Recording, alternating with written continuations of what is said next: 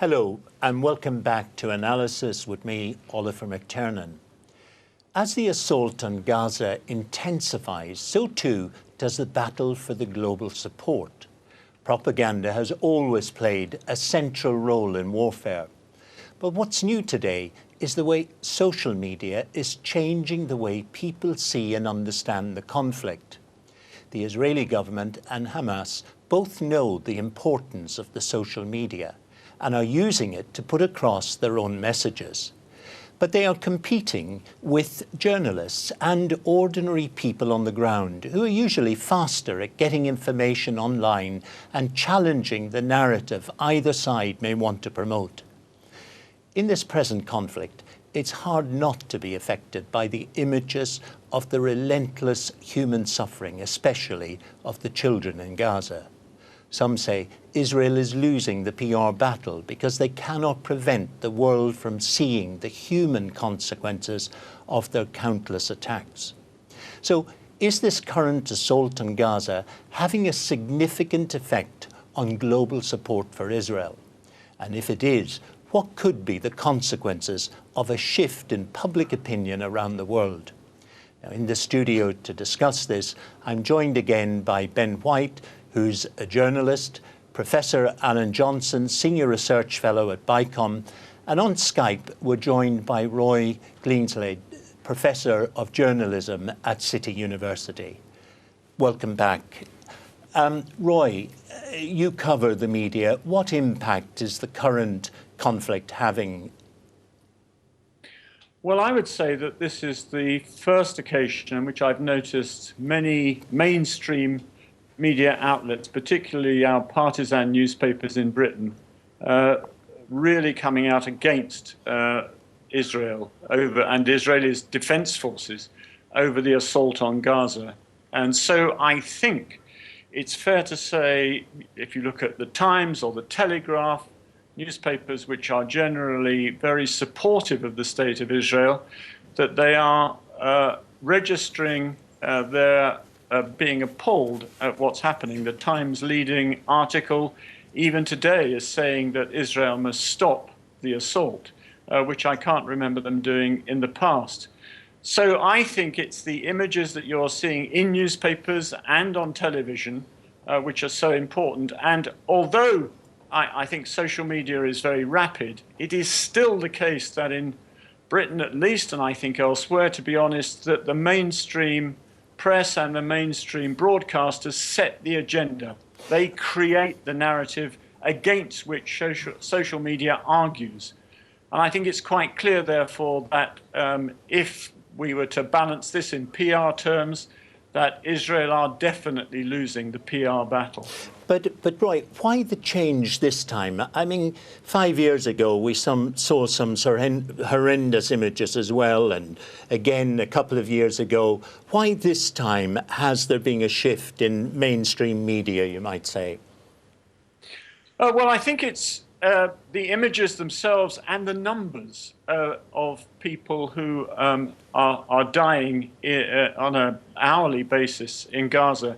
I think that's worse than it was previously. Well, I think we've still got to reach the level of Cast-Led, but please go ahead. Well, that's true, but I think the difference is that it's perhaps it's because it's a repetition, and because I think that I've noticed this time around that the Israeli spokesmen are getting a pretty tough time from interviewers in a way that I've not noted again in the past, so that they're being cross-questioned on our main news and current affairs programs about why they are continuing to do what they're doing. And although they argue back very persuasively in some cases about the rockets, I think it's the fact that those rockets are not harming anyone, that they're using their Star Wars technology to head them off, that means that it appears to the interviewers, and therefore I think to the viewers and readers, that then they are not acting fairly and appropriately. Alan, is it the lack of equivalence that's the problem for Israel? I think what I would say about the mainstream media coverage is that I agree that there's something new in the tone and the passion with which many broadcasters are reporting, especially the civilian casualties. I think there's a distinction that I would make, though, between the coverage of the humanitarian situation and the political analysis. I think the political analysis is still pretty much where it was. What I think is different is that partly because of the scenes that we're watching on the television, there's a real desire this time to say this must stop, these civilian casualties must stop. In terms of the political analysis of who is causing this, why is this happening, I think that's still basically the same as it has been, which is that if the Hamas rockets stop, the Israeli strikes stop. I think people understand that. But I think Roy is right that they then go on to say, well, given Hamas are what they are and they're not stopping, why not rely on Iron Dome? But, Alan, you're a researcher. And would you not agree that sometimes the analysis put out there is rather simplistic? We're dealing with a highly complex situation. We're dealing not just with one resistance group, but with several resistance groups.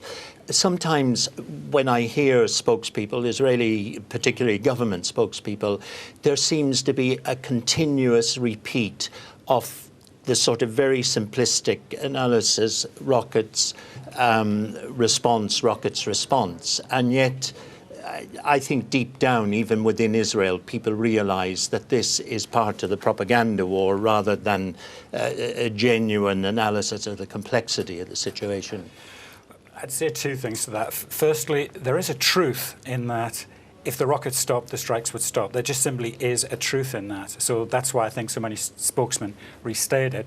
Where I would agree with you is the Israeli novelist Amos Oz often talks about people often wanting everything to be a Wild West movie, where there's goodies and baddies, they can pick one side or the other. And he points out, and it's something I certainly agree with him on, that there's two very complex historical narratives here. And he says it's a conflict of right against right rather than right against wrong. So I think that's part of the picture too. Roy, would you agree with Alan that the images, yes, are having their impact, the humanitarian crisis is having its impact, but the analysis in the mainstream media remains the same? Well, I think what's clear about the analysis is that, and I'm really reminded here of the Northern Irish situation, is that it's a sort of pox on both houses, which is not very helpful in explaining to people what's happening. So you do get, this is the trouble with what I call balance or false balance, in which you are constantly getting a situation in which you say, you go to one side and they say this, and you go to the other side and you say that, and that's considered to be good enough. But it is the complexity of the situation, the history, the context, the perspective, which is consistently missing. Ben, have you noticed a shift in the analysis? Yeah, there's a definite shift, though. Just to come back to one thing that Alan said about how there would be no Israeli attacks without any rockets. Actually, in the first 3 months after the November 2012 ceasefire, when there were no Hamas rockets, Israeli forces continued to open fire on Palestinian civilian fishermen, on civilians who got near the border fence. Earlier this year, they shot dead a mentally disabled woman. I think the big shift here that hasn't been picked up necessarily in the discussion so far is actually a less binary relationship between social media and the mainstream media. What's happened is you've had mainstream journalists in the Gaza Strip using Twitter and Instagram and platforms like that to immediately tweet images and videos of Israeli attacks. You know, when Israel blows up an entire family in their house, a journalist is there on the scene quite immediately and able to share a picture about what it looks like. There are other indications. For example, a YouGov poll that just came out yesterday showed that 62% of the British public think the Israeli government is committing war crimes. A similar poll by YouGov a couple of days previously indicated that more people more people have sympathies with the Palestinians compared to Israelis. And interestingly, even in the USA, where the government is obviously resolutely pro-Israel, one of Israel's strongest allies, the polls that have been done in the last couple of weeks show a big disparity now. And Israel's support base, perhaps unsurprisingly, you might think, is among older, white Republican voting men. And younger Americans, particularly in the 18 to 29-year-old bracket, are actually blaming Israel above Hamas and seeing that the attack on Gaza is not justified. There's a couple of things I would say about the social media coverage and the media coverage more generally that we might want to think about. People are starting to talk about the missing Hamas militant, which is partly a product of the fact that and these stories are coming out more and more now as journalists leave the Strip and go back to their home countries and tweet and talk about what it's been like to try and report from the Strip itself, which is stories of intimidation, stories of violence by Hamas militants against journalists, What's the evidence for that? stories of journalists being told, well, articles being taken down offline, an Italian journalist returning home and tweeting, "Now I'm safe and can tweet about it. The Shifa hospital attack was a Hamas rocket, and I saw them clearing up afterwards, and that's why they imposed the press, the blockade of the press moving in at that point." These stories are emerging. I mean, sorry, Alan, but yes, that is one story. Now, there were lots of other journalists there who would have an alternative story to that, or an alternative account or narrative. Can we say, you know, what the motivation of an individual journalist is? Well, again, I said in the first half, we need a note of realism about who we're dealing with. Natan Sharansky used to talk in the Cold War about journalists who would go over to Stalinist countries and think that they could go on the street with a microphone and say, "And what do you think about Ceausescu? What do you think about the regime?" As if they were going to get a realistic response. We can no more go and talk about what do you think about Assad as we can, what do you think about what Hamas is doing? Roy, I just want to bring you in again because I know you have to leave us early. Ben mentioned about the impact of journalists tweeting. Does that mean, you know, there is not the editorial control we had in the past, and therefore it's more likely that we get an immediate reaction of what they see and feel at the time? Is that one of the reasons for the change, you would say, in coverage? I'm sorry, Roy. I understand Roy has gone. Ben, would you like to pick up on that? Yeah, I mean, obviously, Alan gave one example of a single Italian journalist to justify this claim of Hamas intimidation. Reporters Without Borders, a respected international body, has consistently documented Israeli attacks on the press, Israeli attacks on journalists, which it's described rightly as violations of international law. I mean, there are more indications of the consequences on public opinion. So you've seen celebrities, for example, tweeting support for Gaza and support for Palestine. Some of them delete them afterwards, no doubt under pressure from sort of brand careful managers. But it's interesting for me that they're even tweeting it at all, because what that says is that the question of Israeli brutality and of Palestinian rights is penetrating the mainstream to the extent that a celebrity picks up on it. So that's an important factor. And we're hearing from Palestinians themselves. That's one of the things that social media has done. Palestinians can upload videos, they can tweet about their experiences under bombardment. And actually, I think it's pretty disgusting. I heard Jonathan Miller this morning, the courageous Channel 4 journalist, tell LBC in strong emotional terms that he's never seen anything like it in Gaza in all of his years of reporting, and to suggest that he's somehow sort of censoring himself or that he censored himself there does a real discredit and a disservice to those British journalists, among other journalists, who are documenting Israeli war crimes. Alan, though, obviously there is a propaganda war, and there is also fact being reflected and truth being reflected through the reports we get, because we're talking about credible journalists, credible professionals who, don't have a political agenda but are reflecting and reporting what they see and hear. Are you worried about the long-term impact this particular assault on Gaza will have on Israel's standing in the global community? Speaking personally, I've always said that Israel faces a number of different fronts in its battle to survive, which has been a battle it's had to wage from the first day that it was created, when Arab armies invaded and tried to strangle the infant Jewish state at birth. It's always had that fight. One of the fronts it has to fight on today is the front of international global opinion, international civil society opinion, not just international opinion amongst political leaders. I've always thought that that front is rising in importance alongside the northern front with Hezbollah with 60,000 rockets aimed at Israel, the front it's going to face with the Iranian nuclear threat, the Gaza rockets, and so on and so forth. And I would say without any doubt at all, when you engage in operations like this, there's a price to pay in international public opinion. Is that price worth it? Well, at the moment, the Israeli government judges that it faces a severe threat from two main sources. One is rockets, and the other is tunnels, which we haven't really talked about. Now, these tunnels, to give people the right impression of them, they're often over 1 kilometer long. They cost around $500 million to build. Palestinian sources themselves say 167 children died in the construction of these tunnels, and they come up inside Israel, out of which emerge heavily armed men seeking to kidnap and to murder. And they posted a YouTube video, I think yesterday, in which they did successfully kill 5 Israelis at a border post. Alan, if I may say... Huge fear in Israel about this. It Yeah. has to be appreciated. But if there were tunnels coming in under people's neighbourhoods in London, Yeah. out of which emerging men seeking to do you harm, there would be huge pressure to do something about it. But we take it that the threat of the tunnels is real for some, especially those living along the borders.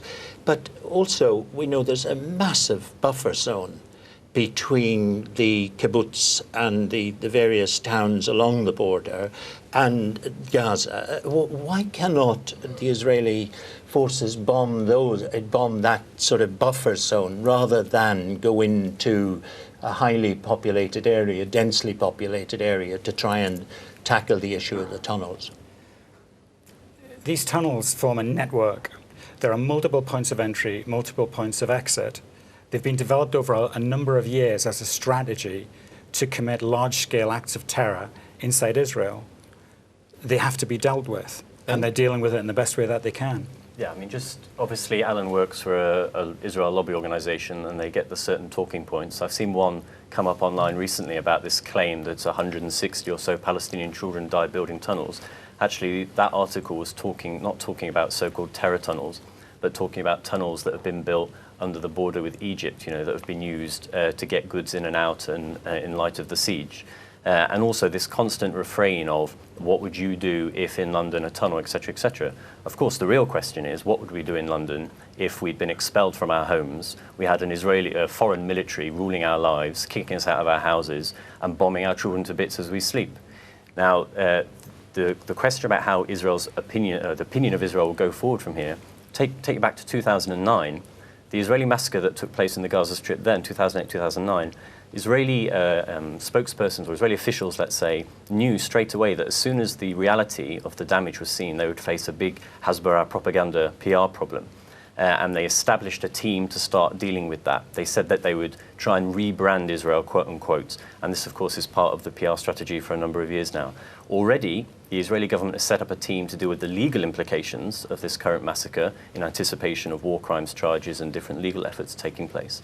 And the propaganda initiative that we've seen has often been very crude. I mean, the official embassy, the Israeli embassy in Ireland, tweeted Islamophobic memes claiming that Israel was at the front line of a war against Islam that was coming soon to Ireland. And most people see through that sort of transparent hate. But I'd like to come back to the impact the images in particular are having on public opinion. And if it is true that we see a shift in American public opinion, is that worrying to Israel, Alan? I don't know the particular study that Ben's referring to about American opinion. I've seen opinion polls that suggest it's pretty much where it is, although amongst younger populations I would accept that Ben's right. There's a shift in opinion towards the Palestinians and away from Israel. I think that's certainly true. And obviously that's worrying for Israel because it's in a neighborhood in which a good part of its neighbors seek to do it harm. It relies upon diplomatic support and to some degree military support from its allies and its friends in the West. That diplomatic and military support is in part dependent upon Western populations still seeing Israel as part of the family of nations and a force that it supports. So Israel certainly has to take that into account. Is support waning? I mean, reading between the lines of what Alan's saying there, he's saying that Israel is allowed to continue its violations of international law with impunity because of the protection and shielding that is afforded by the US and other Western powers, as we've seen for a number of decades now. Now, while at the government level, stuff has not shifted that much, at the public, on the level of public opinion it has. And for example, you've seen the growth of the boycott, divestment and sanctions movement, or BDS, a call from Palestinian civil society to civil society groups outside, faith communities, trade unions, student groups. Those sorts of strategies and campaigns will only grow in light of this particular massacre. And that's the battleground, as it were, and it's encouraging to hear it described in terms of the so-called Iranian nuclear threat, but that battleground is where Israel is least and most ill-prepared to fight, because it's having to justify the unjustifiable. One of the problems Israel faces is this. I've been to the border area with Sderot. I've seen the scale of the passing points that Israel left behind in 2005 when it drew up an agreement with the Palestinian Authority, a forces agreement. 40,000 Gazans were supposed to pass through those newly built crossing points every day, back and forward to work. They left 35,000 high-tech, state-of-the-art greenhouses, which could have been the basis of a new export industry.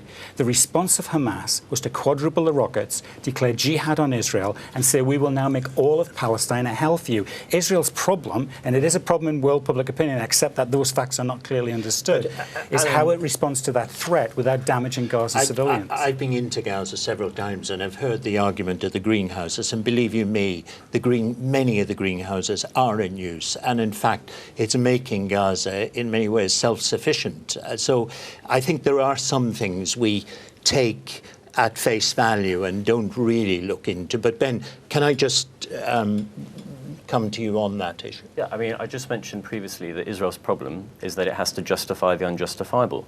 And Alan mentioned this issue of Israeli policies with regards to the Gaza Strip.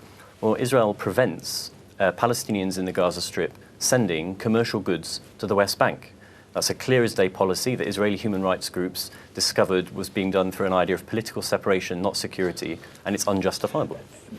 I suspect that many of our listeners may be feeling frustrated because we're having a discussion on who's winning the propaganda, who's shifting on this, but the reality is that there are people dying, and there'll be more people dying this evening.